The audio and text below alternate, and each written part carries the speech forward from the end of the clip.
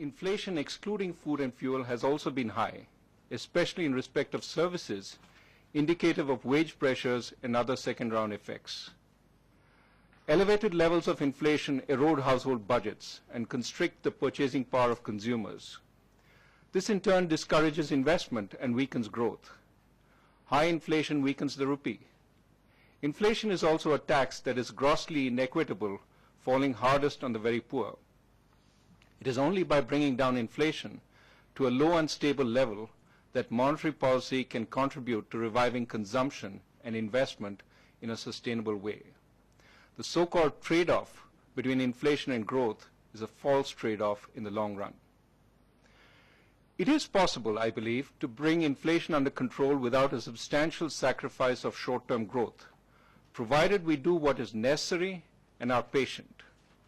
In the mid-quarter review on December 18, 2013, the policy decision was to wait for more data, and we offered guidance on what we would do contingent on the data.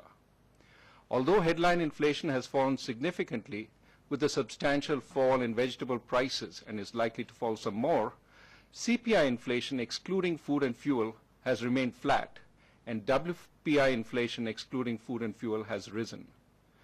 Given these data, the increase in the policy rate undertaken today is consistent with the guidance given in the mid-quarter review.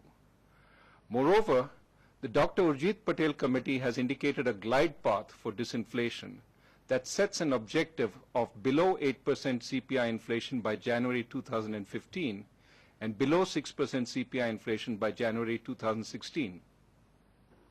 The Reserve Bank's baseline projections set out in the accompanying review of macroeconomic and monetary developments for quarter 3 of 2013-14 indicate that over the ensuing 12-month horizon and with an unchanged policy stance, there were upside risks to the central forecast of 8%.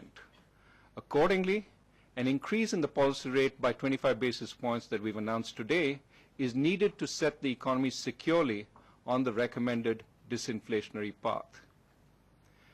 If the disinflationary process evolves according to this baseline projection, we believe that further policy tightening in the near term is not anticipated at this juncture. In fact, if inflation eases at a pace that is faster than we currently anticipate, and that reduction is expected to be sustained, the Reserve Bank will have room to become more accommodative. Of course, the Reserve Bank is fostering growth through steady reforms. For example, last week, cash-settled interest rate futures started trading on various exchanges. We also introduced the 28-day term repo. The enhanced framework for resolution of distressed assets will be operational by April 1st. The recommendations of the Dr. Nachiket Moore Committee on Financial Inclusion are being examined carefully, as are the recommendations of the Dr. Urjit Patel Committee on Monetary Policy Framework.